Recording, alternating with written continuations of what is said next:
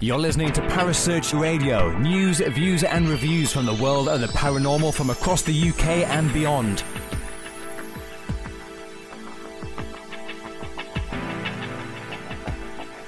Find us on Facebook, Twitter and the World Wide Web. Parasearch UK Radio.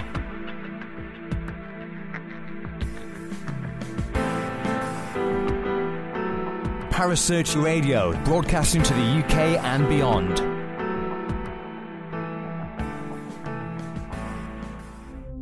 The views and opinions expressed by presenters and guests are their own and do not necessarily reflect the official policy or position of Parasearch Radio or its affiliates and sponsors. Listener discretion is advised.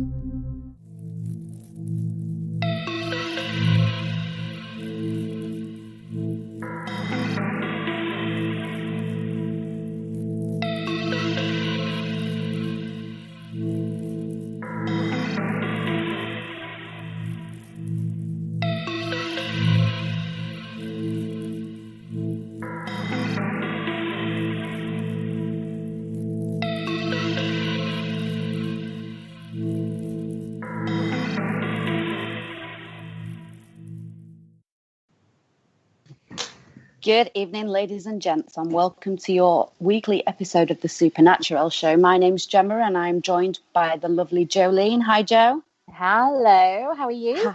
I'm fine. How are you? Yeah, I'm good, thank you. All ready for the show tonight? Oh, it's a very exciting one tonight, isn't it? We've got a couple of really, really good paranormal investigators on with us tonight, haven't we? We have. They're reasonably new, so people listening at home may not have heard of them. If you haven't, please, guys, just head on over to YouTube and check them out. They are called the Paranormal Detectives, and they actually have names. They're not just known by the Paranormal Detectives. They are Nathan and Brian. Good evening, Nathan and Brian. Good evening. How's it going? You all right? Yeah, fine, thanks. You? How are you? Good. Yeah, very well, thank you. Very good. Living the dream. Living the dream. You can't get much better than that, can you? Oh, well, we want to just say thank you now for obviously coming on the show and speaking to us. And we've got a really exciting show for you guys at home tonight. So as Gemma mentioned, the guys are brand new. So, Gem, do you want to take it away? Just the first question, guys. How did you get into the paranormal? How long have you been together? Ooh, well, we've both been to the paranormal for roughly about 10 years now, haven't we? Yeah, thereabouts about 10 years. We've been pretty much lifelong friends, so it just entwines from there. Yeah, basically, we both had an interest, didn't we? Yeah, I'd say our interests differ. It started with me more so the historical side of it, didn't it? Yeah. And you're quite scientifically minded, so... Quite scientific, quite open-minded, and quite interested in all the unexplained in general, basically. So, I think we've both sort of... Our interests sort of came together, essentially, and we sort of got into the paranormal subject one day, and that was it, and got talking. Yeah, and intrigued us that much, we just didn't stop. Yeah, basically. So did anything happen for you guys to actually want to become involved in the paranormal, or is it just like a childhood sort of, I quite like this subject, let's move into it? To be honest, for me, I was always very sceptical, quite cynical about it, to be honest. And I was walking home one night at about very early hours of the morning. Yeah, early hours of the morning. And I was walking past at an old street in a little town called Hartlebury. And I was walking past, and a penny farthing, and a man, as crazy as it sounds, riding a penny farthing just come straight past me, totally oblivious to me. And from that day forward, I was hooked, really. Yeah. Just trying to work out if I was going insane or if there is more to it. I'm pretty sure that's that you phoned me that night and that morning. Morning. You were a bit panic stricken and a bit confused as to what you saw. Yeah, it was strange. It was really strange, and I think that's how we got onto the subject, to be honest, wasn't it? And that's probably where it went. Yeah, I think from that moment on, we then started talking about supposedly haunted places and different events, different sightings, and then we started to just go to places, didn't we? And Yeah, just as we say, trying to seek the truth, see, whether in certain areas it's a money-making thing or whether there is genuinely haunted places, and some of the things we've found. Yeah, it's interesting that you touch upon that, guys, about the money-making side of the paranormal. I know a lot of people like Gemma and I mean, we hate paying out astronomical, payments for venues just to go and investigate. What are your thoughts on that? I think there's a lot of money that can be made on these sort of places sometimes if they're advertised as. Yeah, I mean, we don't begrudge paying it as such, do we? No. It's a difficult one because obviously you've only got somebody's say so that something's haunted or somebody's story. It's very hard to believe until you've been there yourself and witnessed it yourself. And even when you witness it yourself, sometimes you question it. And yeah, especially if you're the open-minded type and the sceptical type, naturally you would. Do you not find, though, that when you are investigating, it is always better to err on the side of being a skeptic? Because if you believe that everything's paranormal when you first hear it or see it, then you're not actually searching for the truth, are you? You're just going along with everybody, aren't they? To be honest, that's what we try and do, isn't it? Yeah, we try and remain as open-minded as we can to try and keep just a sort of balanced opinion. Obviously, if you're running away every second, getting scared from the get-go, then you're not going to have much of an investigation. No, that does happen. That is so funny, though, isn't it, guys? Because I'm pretty sure on one of your videos I've seen you running away. They get a little bit scared. Yeah, I mean, we have been known to be a bit frightful at times. So. It does happen to the best of us. And this is it, there is going to be times where everybody gets a little bit nervy, shall we say. Do you know what, though? Gemma, we were in that house. Do you remember last October? We were in that house and we heard footsteps coming up the stairs and there were 4 of us, all girls, just sat in the front bedroom and we were just like, we can hear footsteps. None of us moved and the door opened and it was the farmer. And he just said, aren't you scared? I sat there and I went, oh, it's an actual person. We was like, oh, that's not so good.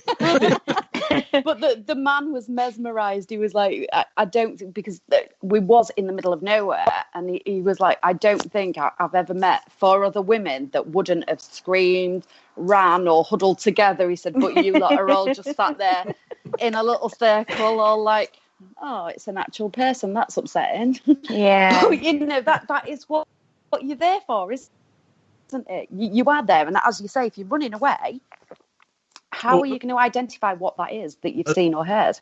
A lot of people ask that question, how do you do it? But I think after a while you do become slightly immune to it. I think we do settle to our surroundings. We do sort of get a feel for it. I think I know which episode in question you're referring to. I'm guessing yeah. Go on, Brian. Which one do you think? I believe it's probably Acton now. It is, yeah. Yeah, I expected that one. To be fair to you guys, though, that I have been, and it is eerie, to say the least. I mean, it was creepy by daytime, and I mean, when we went by the day, we both saw what we believed to be like a white shadow sort of figure. Yeah, we saw something on like the upper sort of area, and that kind of stuck in our head. But we thought, by daytime as well, it wasn't really. It just felt like something was playing with us, didn't it? Really, it was strange. From the second we walked in, it seemed to have lights spinning around us and things appearing. I don't think we were quite prepared for that, were we? No, we settled into an investigation, but there you just sort of felt. It felt like it caught us very off guard on that one. Yeah, because you didn't really. I mean, obviously, I know when you edit a video, you are going to cut out bits. You're not going to see it all. But it does, with that one especially, it did seem that from the minute you arrived, and as you say, during daytime as well, the daytime shots, that you was getting toyed with, if you like. Yeah. That's how it would feel like. Yeah, it felt like we weren't wanted there. We weren't welcome. So in the end, we took heed to that, didn't we? Yeah. So would you go back and investigate that again, knowing what you know now? We would love to, wouldn't we? I think we would. Yeah, we would. To be fair, we'd like to give it another crack one day and sort of revisit some of the locations we've already done. Yeah, definitely. I mean, we're hoping to revisit one this series, aren't we? Yeah, we're going to revisit one of them towards the end of like this series, and we're probably thinking Dowell's, the graveyard. Well, we put a Twitter vote up and it come up. We had like a draw basically between the Twitter vote. Yeah. And it all came up sort of tied. So Dowell's graveyard, we actually investigated about a year ago, so we thought we'd do it a year on. That sounds really interesting. So what happened there then that makes it so interesting? To be honest, it's a place we've been many times for many years, isn't it? Yeah, it's quite local to us. It's the one sort of... It's nobody really knows anything about it. It's just a disused graveyard where the church was knocked down, and it's just a strange place. It's completely in the middle of nowhere, and it's completely unknown. But a lot of the stories surrounding it were just from locals and sort of hearsay as well. There's a lot of strange stories, and a lot of people always comment about how creepy that place is, and when they stumble across it as well on all the local Facebook groups, and they didn't realise it was ever there. But some of the evidence we've caught pictures of girls, children, a hooded figure. We've had strange EVPs saying goodbye. It's, to be honest, I'd love to see somebody else investigate. Just to see exactly what they get. Because I think, obviously, I know, I don't know about you, but we always find, because we're girls, we tend to find a lot more different things than what guys do. I don't know whether that's common, whether, Gemma and I are quite, well, obviously I'm quite open anyway, but, we usually find that guys who just investigate on their own get something totally different to what Gemma and I get. Yeah, well, we'd love to see you investigate that. That sounds like an invitation, Gemma. That sounds to me like a bit of a challenge, Joe. I think that must mean that we have to go. Well, if we go down there with you guys, you have to come and investigate Wombwell Woods with us, because that place is horrid. It is probably, I've never had so much bad luck in the space of 6 months than what I've had investigating that place. It's and notorious. You want me to go? Never mind the boys. You actually want me to go? Jem, I think you've had enough bad luck. I don't think you need any more, babe. But Wombwell Woods is notorious for suicides. It's notorious for witchcraft and demons and things like that. So it is one of those places that grips you, and you always want to go back. And because it's just national woodland, you can just go and investigate as you want to. It sounds very similar to Dowell's, because we've gone to a lot of places a few times. We've been Cannock Chase many times and never really caught that much evidence. But Dowell's, it seems like every time we go, something always happens, doesn't it? Yeah, generally. Is it always the same thing, or is it different? Or different, to be honest. We've had all sorts, haven't we? We have had all sorts. We've always had like a sort of dreaded feeling in there. We've caught EVPs a couple of times, haven't we now? Well, unfortunately, our first episode was there, and our equipment was lacking a little bit. It was before editing skills. Before we put a lot of money behind it. So I think that's another reason why we want to go back again, to sort of make a good episode out of it and give it the credit it's due. Almost. Yeah. I think that sounds good, that. So have you investigated anywhere other than England? Have you been in Wales? Have you been in Scotland? No, there's a couple of places we are looking at in Wales, isn't there? Yeah, there's a place that we found recently, Candleston Castle. That's by Bridgend. That's took my fancy a lot, actually. Is it drawing you in, Brian? Are you getting that urge? There's something about that place. You see, I just get dragged along to these. Nathan just gets taken. You are coming. Sat at McDonald's and... Do you know what, though? Since McDonald's has turned into 24 hours, it is now the food of ghost hunters. It's stupid o'clock in the morning, isn't it? Oh, we definitely. Can't do an investigation without a toffee. To be fair, that's sort of our tradition, isn't it? Yeah. Do you know what, guys? I had that tradition on the way to every event. I had to have a McDonald's, otherwise the event would be, well, not rubbish, but it wouldn't be as good. So I really did make a conscious effort to go to McDonald's. Honestly, you think I'm joking? I'm really not. Gemma, what happened the last time? Then what happened? Oh, don't. I got food poisoning. But that's not even the bad bit about it. The bad bit about going to McDonald's on the way to every investigation was that I put on so much weight. It was unreal. So don't do it, guys. Get rid of that tradition. Do a little jig, sing a song, I don't know, anything but McDonald's. Yeah, but you need to look at you now, Gemma. You're absolutely stunning now. So you've done exceptionally well. So anyway. That's because I don't go to McDonald's on the way to events. Because if you go to the cage, the happiest moment for us was the Chinese up the road, isn't it? That's very true, actually. I was just going to get onto that one. I was just going to say, as you've just said, you guys have done the cage, which for anybody doesn't really know about the cage, this place is actually going to be aired on TV very, very soon, isn't it? So do you want to tell us a little bit about that, boys? Yes, it will be aired on a TV show called Help My House is Haunted. And basically the cage is a medieval prison that was basically used to where witches were basically kept in the witch hunts, and there were so many of them executed there. It's meant to be dubbed as one of the most haunted houses in England. Yeah, the owner, Vanessa Mitchell, actually moved out of the house because of some of the activity that was going on there. And some of the evidence she's caught herself is unbelievable. I mean, she's actually got a 24-hour locked-off camera system set up that's just constantly on record just to capture activity. And it's just, the activity is coming in weekly, isn't it? It's if not daily, it's constant. It's crazy.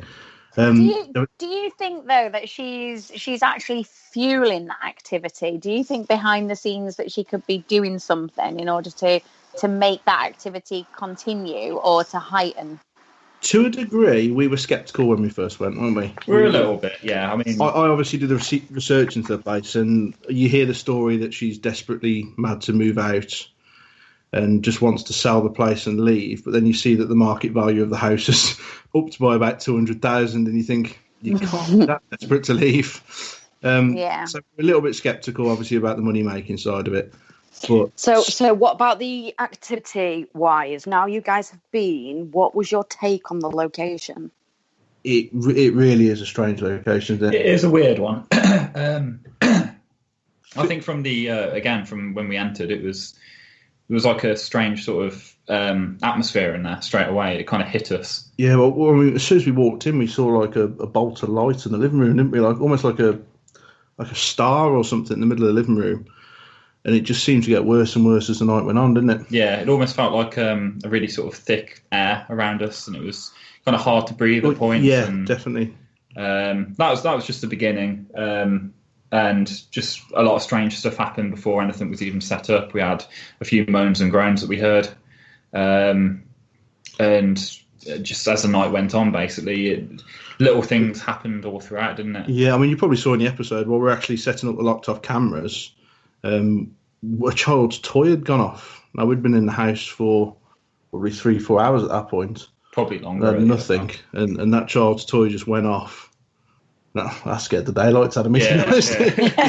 Probably see it, but from there things just seem to get worse and worse. I'd advise anybody to go. I think it's a brilliant location to go and investigate. It really is. One of the stories I found strange is some of the witches that were killed there, the bodies were actually kept there for over 30 years underneath the floor. Right. Okay. Yeah. I was going to say, how would you keep a body for 30 years? They found them underneath the dining room table, didn't they? It just remains that they found. Yeah. They weren't chatting. Well, I'd be slightly concerned, to be honest. Yeah, it was just the skeletons they found. But the skeletons are still there, aren't they? Under the kitchen sink. Yeah, well, I believe they've had to turn it into a museum so they can keep the skeletons there to a degree. It's classed as a museum, I believe. Yeah. So that's interesting. But the history of the place itself. I mean, there was also a guy who lived there. Well, the guy who lived there before Vanessa. He actually committed suicide at the top of the stairs, didn't he? He did. He hung himself. His wife found him. And nobody really knows why he did that. Bless him. But a lot of people get, well, I had scratches on my own arm. A lot of people get attacked and scratched, and I mean, whatever's there is very aggressive. So it's definitely something to be careful of. It seemed to Yeah, I think when somebody passes away in such tragic circumstances like that, you'll never really know. And it could be him. Obviously, it's his demise happened there, and he probably wants to just be kind of left alone. And it's really weird because I've just had a vision of him stood at the top of the stairs, and I'm like, oh my goodness. So that's not great. But yeah, I think that gentleman has quite a lot to do with some of the aggression that's within that property, not just the females of the witches and things like that. So there is something to do with that. It's funny because listening to Vanessa, it's actually the guy that was in modern day dress was the one that actually drove her out of the house, she claims. Yeah, because you could well be onto something there, to be honest. Yeah. I've never been to the cage either, and I don't really know much about it because, like, Gemma never talks to me about venues. She just books them, and I just turn up, unless it's somewhere where we've been before. But yeah, that's obviously when you've just been speaking about that, it was kind of like, oh, Joe's just zoned out somewhere. So yeah, well, it's definitely a place to investigate. I mean, I've read a lot of reviews online that basically do just say that it's a fake and it's a money making thing, but we had a lot of things happen that we couldn't explain. We did have a lot of unexplainable things. Do you think, though, I mean, obviously people on there say it's a money-making thing. You know, like Gemma and I, we're paranormal investigators, and we can be in a venue for 6 to 8 hours on an evening and experience absolutely nothing. And we're sat there thinking, well, nothing's happened tonight. We can go back 2-3 months later and it's a hive of activity, and you just can't. They're not performing monkeys, are they? They don't just perform on demand. That's it, and I think a lot of people forget that and just expect to experience something. It's you can't. We've had very active investigations, and we've had really quiet ones. It's just luck of the draw, I suppose. We also find the attitude you go in there makes a difference. I find if you go in there casually and just do as you normally would, you get a lot more activity than the people that go in there quite aggressive. And I think you have to be open-minded on any investigation. I don't personally believe that you're going to get any sort of activity at all unless you are open-minded in some way, shape or form. Yeah, exactly. And like we've had people who've been closed off on events and things like that, and they've sat there, haven't they, and said, oh, nothing's happening. And it's kind of like, if you just take them off on your own, right, okay, let's just sit down and just close your eyes. And, that's when they tend to come out of their shell, isn't it, Gemma, when we've kind of done that. A lot with of it's a bit of bravado as well, isn't it? When people get a little bit scared, they can be a bit, oh, there's no such thing as ghosts. And then 20 minutes later, they're hanging off your arm because they're that scared. Do you know what? I never get scared, though. And I went to Stirling Old County Jail this weekend, and one of the doors opened and I absolutely crapped myself. And all I did was just laugh. And I was just like, oh, I can't believe I've just done that. I sit in the dark in pitch black and I don't get scared. And then I'm in the light with loads of other people and I'm absolutely scared witless. Yeah, you see, that would scare me as well because there's actual people. Ironically, that's something that happened to us at the cage, isn't it? When we were sat in the living room. It's quite late, about 3-4 o'clock in the morning. It was the very last incident which really happened actually at the cage. We were thinking about packing up and leaving, and the door handle seemed to go down and then release itself and shoot back up, didn't it? Yeah, it made an incredibly loud bang and scared us both out of our skins. Out of our wits. that actually happened to us at the East Drive, didn't it, Gemma? There was all of us sat in the living room, and the dining room door handle went down and opened and then slammed shut. Do you remember? Yeah, I do. Yeah. It's not things like that you don't often tend to forget, do you? No. You don't expect them, do you? No, because that's the sort of thing that happens in movies that never actually happens on an investigation. Exactly. Bit of a shock. And then when it does, it's like, oh God, did that really happen? So guys, can I just ask you, what is your opinion on the stone tape theory? Because I know you guys, you can do like your legends and sorry, yeah, I know you guys are I don't know what just happened there. My phone just went really funny. you guys will go after your legends and stuff, so like the white ladies and things like that. You guys will do that. So where do you stand on the stone tape theory? I think we probably both agree with stone tape theory. There could be some truth in how that works. So basically, we believe, anything like a ghost or a spirit is obviously energy which is left behind. That energy's got to go somewhere. So, well, if you look at it from a scientific perspective, energy always has to transfer into something, doesn't it? Yeah, and the fact that it so can't be destroyed. To be imprinted and left, I think that really is more plausible than anything, to be honest. Yeah. Well, you've got to look at it this way. If somebody's going to walk up some stairs for 80 years, 90 years of their lives, there is going to be a chance that energy is like integrated within the fabric of that building. They're probably going to be fit as and you are going to see that person walking up those stairs. I think the stone tape theory is very relevant, because obviously the York the centurions in York that we're seeing, and like other things like that can't physically be explained when they're not intelligent beings. Yeah, almost like I know what you mean. So it's almost like a video player playing back, isn't it? It's like, yeah, exactly. Yeah. Ashley in the chat room says, why do you think this physical phenomena occurs? Do you believe that spirits and ghosts are the source or something else? Very good question there, Ashley. I think, like we've said about the energy changing, I think a lot of it could be just a replay, just energy left over. And I think different people can interpret that in different ways, and sometimes think that they're more aware than they are, so to speak. So where do you stand on demons like succubus and incubus? And the reason why I'm asking that question is obviously because you guys are going to be going to the ancient realm. I think me and Brian have different opinions on this. Personally, I am extremely sceptical. I don't know what I believe as regards that. I'm open-minded. I'm probably more so sceptical, but I'm open-minded. So how do you feel about visiting the ancient realm? Because that place is, well, it's renowned, isn't it? It is renowned, yeah.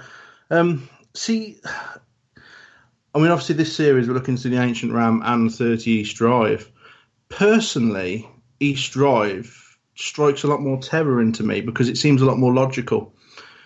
I find, like you say about old buildings, old places you expect to be haunted, it's very easy to sell an old place as a haunted place, or where catastrophes have happened and such. Yeah. With the big history that's got it. Whereas just a normal house on a normal housing estate, to create so much media publicity and everything about what's happening, that's much harder, I think, and probably I'll give it a lot more credit personally. Not to say there's nothing at the Ram. I'm not saying that, but yeah, it's we actually caught something phenomenal when we were at the Ram. Corley, who's one of our investigators, he couldn't believe his eyes when he actually captured what he captured, and we actually had to slow the video frames right down in order to get a glimpse of what he'd captured. And what he did capture was unbelievable. It was somebody's face, but it was in a mist, and it was literally a split second, and we slowed the frames right down, and you could actually see the detail of the face. And Corley was, I mean, he's not one to scare, and he's the only guy in our team. He's not one to scare very easily, but he came out and said, "Oh my God, look at this." So yeah, that is amazing capture from a for us to look forward to that. Yeah, but if you guys are at East Drive, I only live 10 minutes away from East Drive, so give me a shout and I'll bob over and have a cup of tea with you. Sounds good. Sounds good, yeah. Definitely. Yeah, you can come see the setup and see it. So East Drive's one place that you've not been that you want to go this year? We will definitely be going to East Drive this year, yeah. Yeah. East Drive, the Ram, and possibly Candleston Castle. We haven't decided on another place yet. Possibly And obviously we'll be returning to Dow's. Yeah. I think that's a definite. I think you're going to have to do that. Just because, like you say, your footage and your editing, you're not entirely happy with. So, if for no other reason other than to prove to yourself how far you've come, if you like. Yeah, it'd be interesting to see the difference between like a new version and the very original. Good to see how far we have come with that. So, you guys are not that far away from Drakelow Tunnels. Have you been there?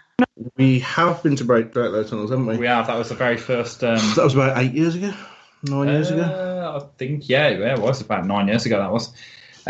We went with Dusk Till Dawn events. Yeah. And it was an okay night, but I don't feel that we had a lot of activity that we actually experienced. It's quite quiet, to be honest. So Drakelow's not somewhere that you've been on your own then, because personally, no. I think if you guys were to go to Drakelow on your own, I think you would probably experience a lot more than what you did in a group. I think that's the thing, because with a group, I think there was probably about 20 of them. 20 of us.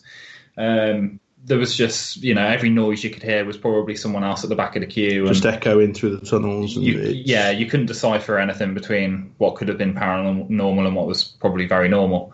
But a very, very interesting location. And it was, very creepy. It's extremely local. It's about 10 minutes away, isn't it? Yeah. Is it really? It really is, It's not that far.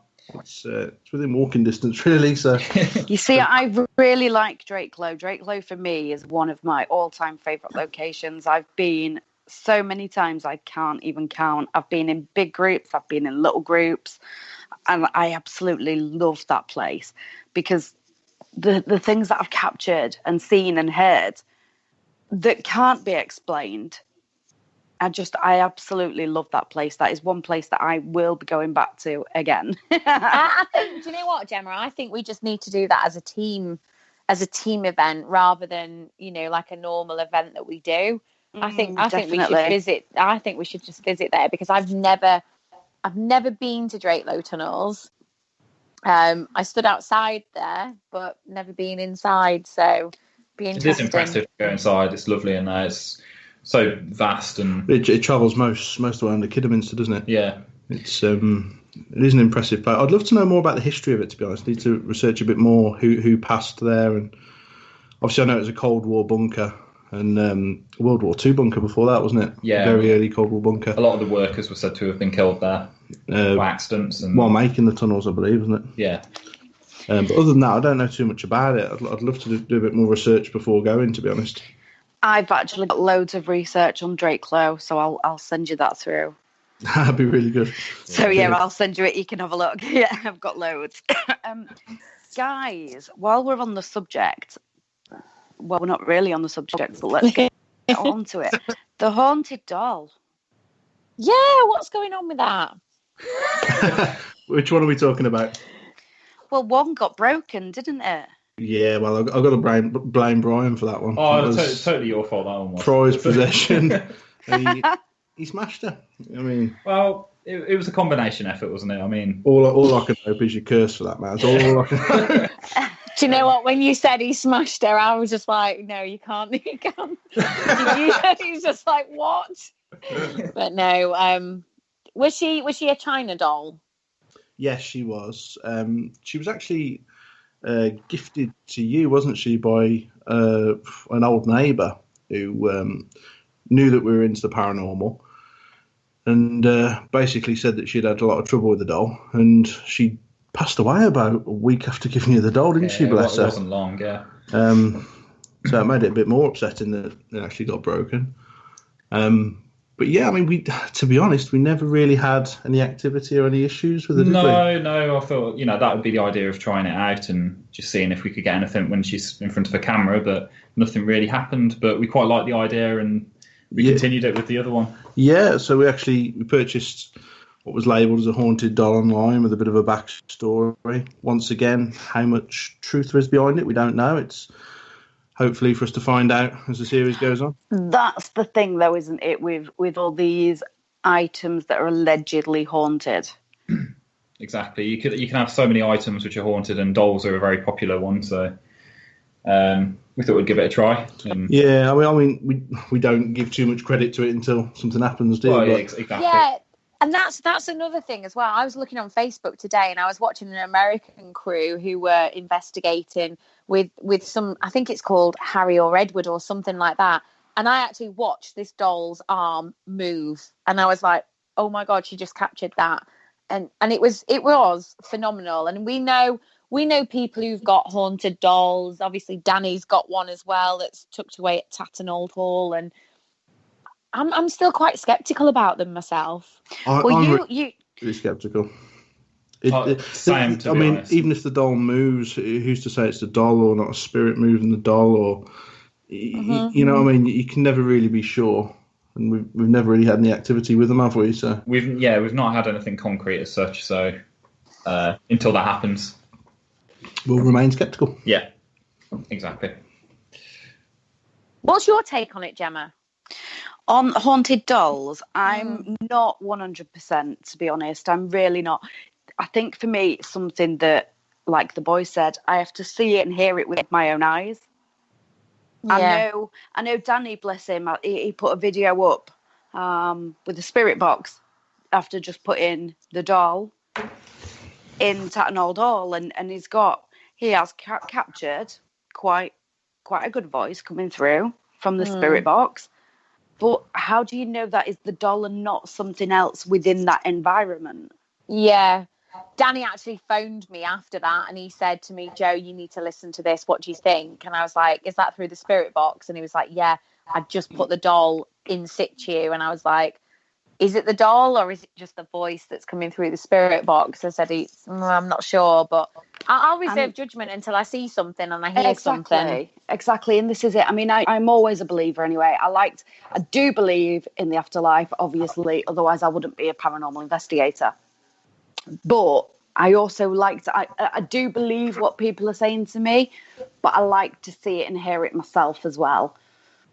I think you've got to, though, as a paranormal investigator, you have to experience what you experience in order to be kind of skeptical, but also a believer. Definitely. What sort of personal experiences have you guys had while you've been out and about on your travels? Quite a few, really, haven't we? Like I said, mainly, most of the things seem to happen at Downs every time. I suppose being so local, we've popped there quite a lot of times, and it's within easy reach, isn't it, to get to? And it's so active. Something always seems to crop up. I think we've only been once where nothing really seemed to bother us, if I'm honest. Maybe twice. It wasn't much. But I mean, we've seen like weird sort of almost like apparitions, I want to say, in there. Yeah, there's some really, really strange apparitions in there.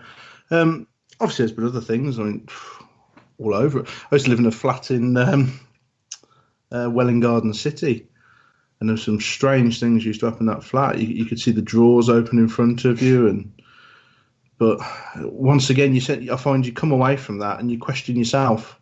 Yeah, you do, definitely. If you put it on film or definitive evidence, you question yourself repeatedly. Yeah, I woke up one night in a flat in Yeovil. I used to live there in Yeovil in a flat, and I woke up in the middle of the night and saw a man in Victorian dress. And it wasn't until I was having some plastering done that I actually found out that the actual flats were built on a Victorian house. And it was like, right, okay. And he said somebody has also said that they've seen a gentleman in Victorian dress in the opposite flat. So, really? It's when you get things like that, and things I like find that's the reward when the history matches the sightings. I think that's really, really good. Do both of you do your history research before visiting a location, or is it just you, Nathan? It's more so mostly you, to be honest. Yeah, mostly you. Do you not find that knowing the history that you're expecting like the specific person that you've read about to come forward? Like say like East Drive, if you was to go to East Drive, would you be calling out the Black Monk? Potentially. I suppose it can cloud your judgment a little bit. It's hard to say, really. I mean, I think like with Cannock Chase, obviously the main story there is the black-eyed children. So that's one thing that we were sort of calling out for and looking for. But we didn't get anything at Cannock Chase, to be honest. But again, like at Acton Burnell, there was a girl who died by being crushed by horses, and a lady as well dressed in white who is seen quite often there. And we're almost expecting to see her possibly, as she's the most reported sighting there. However, we ended up seeing like a man instead. Yeah, Right.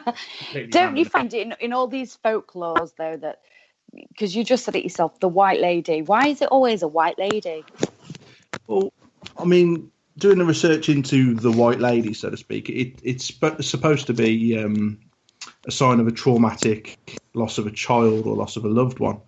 We've recently investigated Rosedew Priory. Gracedew Priory. Sorry, Gracedew Priory Road. Are you just making places up now? It was founded by a woman called Rosa, but Gracedew Priory in Leicestershire, and there's a white lady there, but she... Quite a tragic tale, actually. It's a really tragic tale. She actually had a child taken away from her. As it was an illegitimate child, and she was a prioress and drowned before her. And the story has it, she was bricked in to the priory walls in the 16th century. So the stories go out. Basically, some people will still see her wandering the grounds now. But I always find that the white lady classes as... I always find the white lady classes with tragic events, with loss of a loved one. Yes. Yeah, but do you not think that though as well, like the stone tape theory? So we automatically assume the grey ladies, white ladies, all this, they would have had dresses on of that period of time. Now, over time, would it not be like a photograph that would actually fade? So therefore would be either a grey lady or a white lady or whatever. What are your thoughts on that? Potentially. I mean, to be honest, the only two places we've investigated so far where white ladies are renowned to be seen are both Augustinian priories, and they both wore white habits, didn't they? Yes. They were renowned for it. So whether that could be part of it, I don't know. You can only really go by what people have said. Yeah, the previous until you get stories. evidence yourself. So how do you guys capture your evidence? What equipment do you use? So we have a system of basically 4 full spectrum cameras, which we use to lock off in different positions. Usually with trigger objects in front of some of them, as you've seen with the doll, and we've now got other objects like a REM pod. We've been using that a lot more lately. And then we have a full spectrum camera as well that we use as a handheld. We tend to put everything full spectrum now, don't we? To give us the best chances of capturing things. We use obviously the spirit box, EMF meters, just wide range of things really. I mean, even things like the spirit box, you've got to a degree, be sceptical of as well until it comes up with relevant things, haven't you? Sometimes you can get some really interesting matches, which stuff which is relating to where you are or what you're doing, or other times it doesn't always seem to give out a lot. No. But... we do use a wide range of stuff now, don't we? Yeah, we try to. Recently got a spirit board as well. Yeah, we had our first play with that at our last location, didn't we? Yeah. So how do you stand on spirit board and Ouija boards? Because a lot of people believe that you're unlocking a gateway, so to speak. So where do you guys stand with that? For myself, open-minded, but I'm aware of how much sort of... how nervous people get around them, and the whole idea of how, it can open a gateway and something evil can come out of it. I'm aware that with so many stories, maybe there is some possibility to it, but myself, I'm quite sceptical. Yeah, I think, it was originally just designed as a game, wasn't it? Originally, exactly. Yeah, it was originally designed as a toy, so it's a scary world in which we live in, isn't it, really, if you Passing a Ouija board off as a toy. Yeah, it is a bit. I also wonder, subconscious with Ouija boards, whether they can be pushed or moved without people really realising it sometimes. It's called the ideomotor effect. Oh, yeah, yeah. Yeah, definitely, without a doubt. Without a doubt. When most people go on a Ouija board, they're hoping to speak to a loved one. Yeah, I'd agree, yeah. Yeah, and that transfers. It's the first type of people you think of as a loved one, or so ultimately, with that in your head, that subconsciously, that would come out, I guess.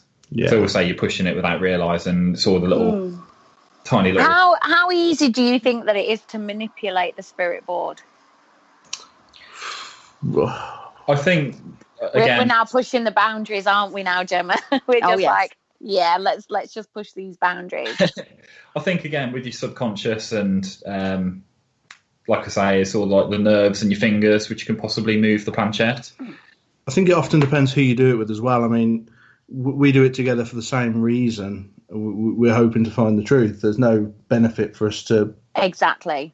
But certain people, certain areas, it's hard to take or believe what you get as seriously.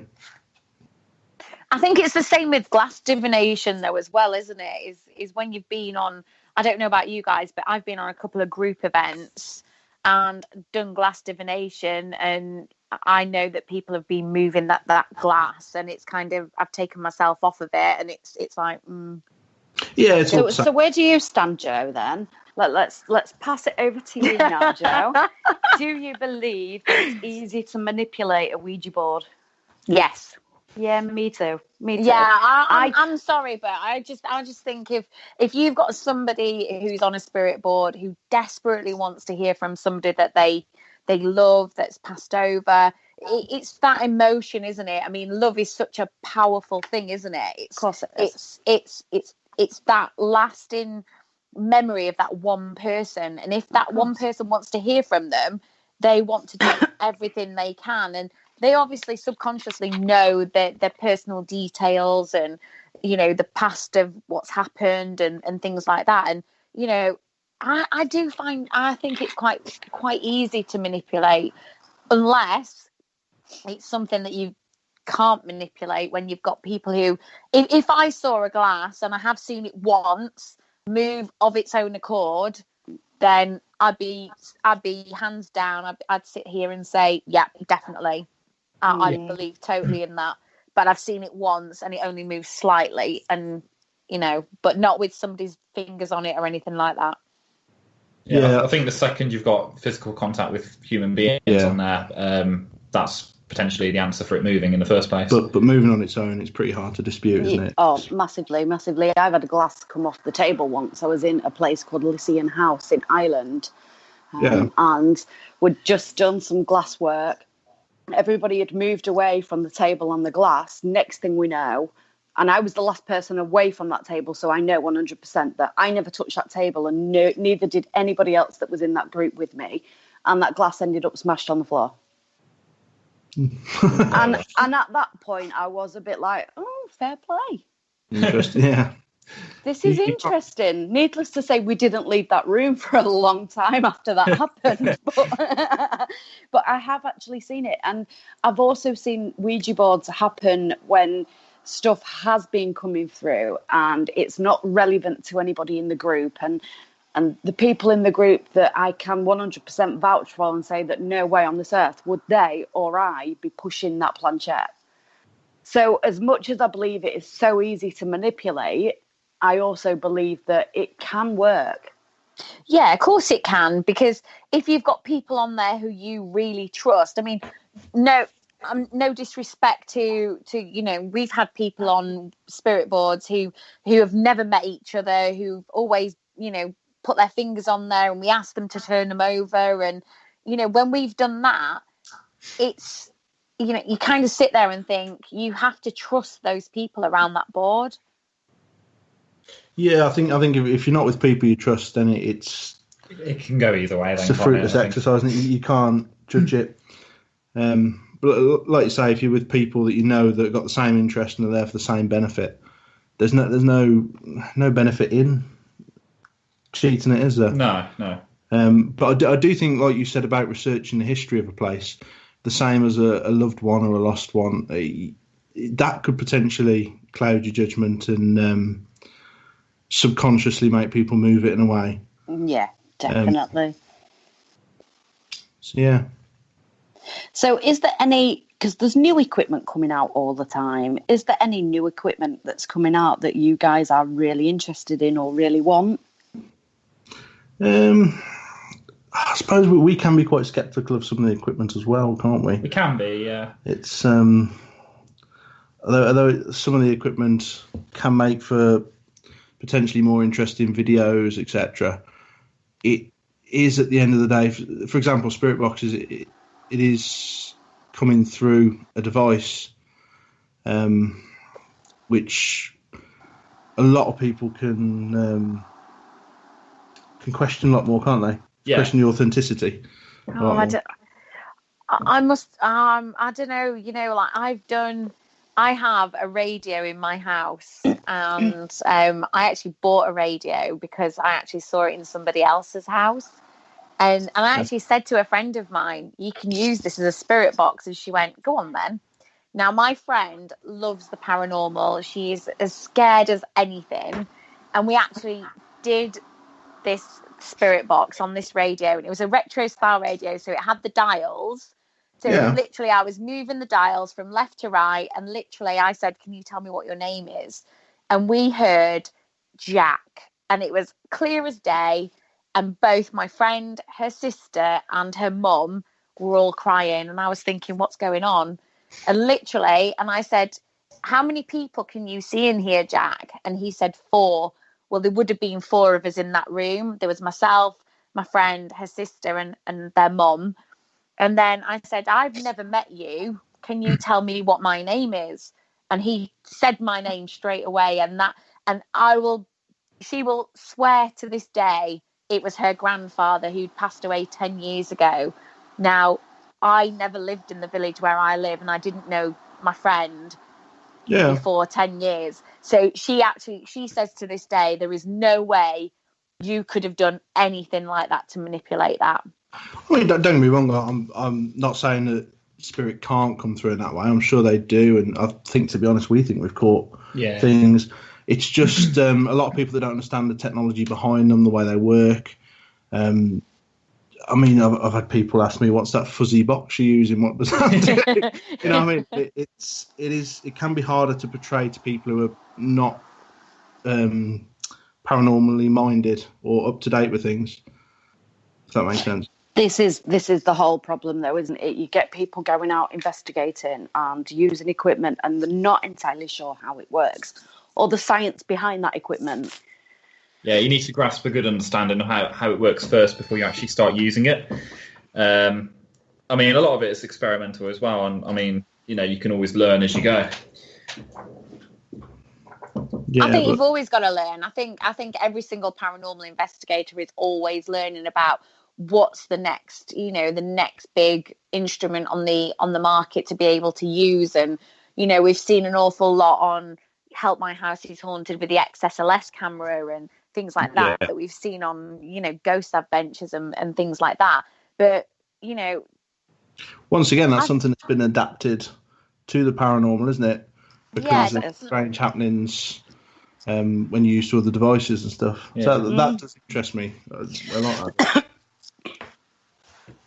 So guys, we are like rapidly running out of time right now. So I just want to ask you guys, have you got a bucket list?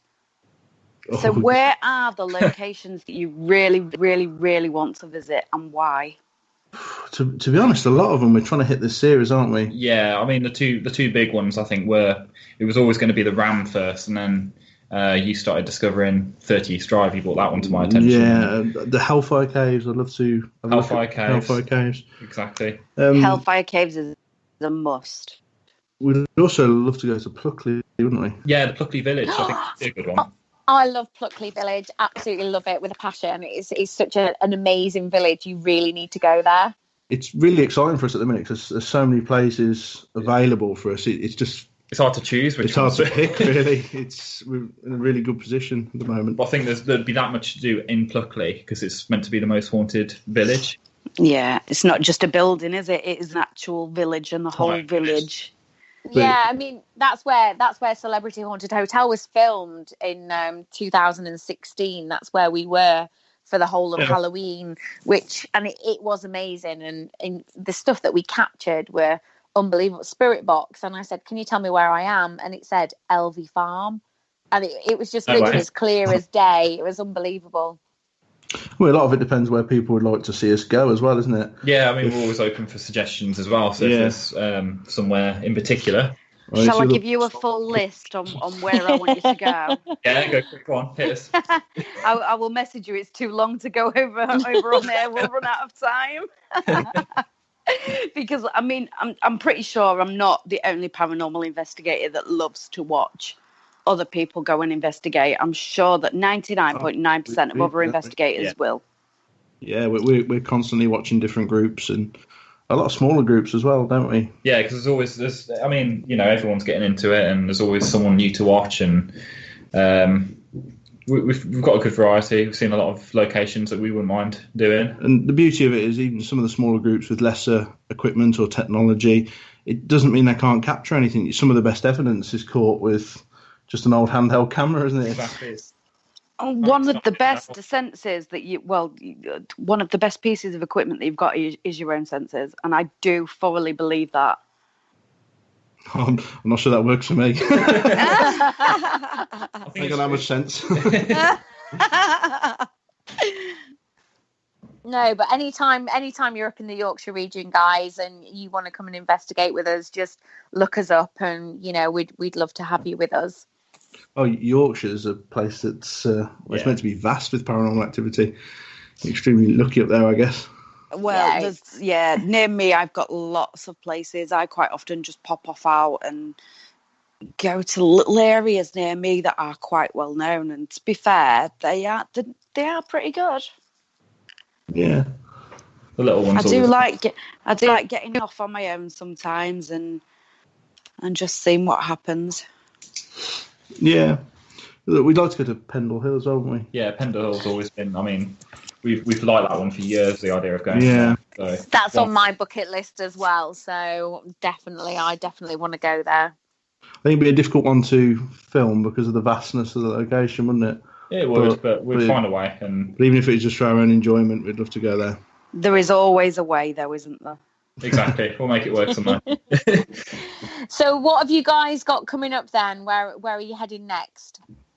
So we've got the newest episode will be Greystew Priory. So we're just working on that at the moment. Should be out in the next couple of weeks, shouldn't it? Yeah, it should be out in the next couple of weeks. Okay, and what's your YouTube channel? It's youtube.com/The Paranormal Detectives. I have shared a link in the chat for that as well, guys. Thank you very much. For that. And then we'll be going to the Ram after that, won't we? Ram after that. Booked in October, that one. And then possibly Candleston Castle or somewhere else before East Drive. Yeah, we're not really too sure where we're going to pick after the Ram, but then it will be East Drive and then a return to Dial's Graveyard to do a return episode. Also looking for somewhere exciting to go Halloween time, aren't we? Yeah, that would be awesome if we could. So, but we'll have to see what's available. I think we're at Old Soul Hall, aren't we, for Halloween, Gemma? Yes, we are. In Manchester. Indeed. So that's going to be an interesting one. You're a bit more organised than us then. I think we have to be, don't we, Gemma? Oh, yes, definitely. The problem, I mean, I'm guessing you guys have noticed that if you want to book locations, it's really difficult to leave it till the last minute. You have to book in advance. Definitely. So do you guys keep case files or reports on your investigations that you've been on? That question's from Ashley in the chat room. We do, to be honest. I mean, when we first got together, the initial idea was actually to create a book. Yeah, it was never a YouTube channel. It was never a YouTube channel. The cameras come along as the fact that we've both got poor memories, basically.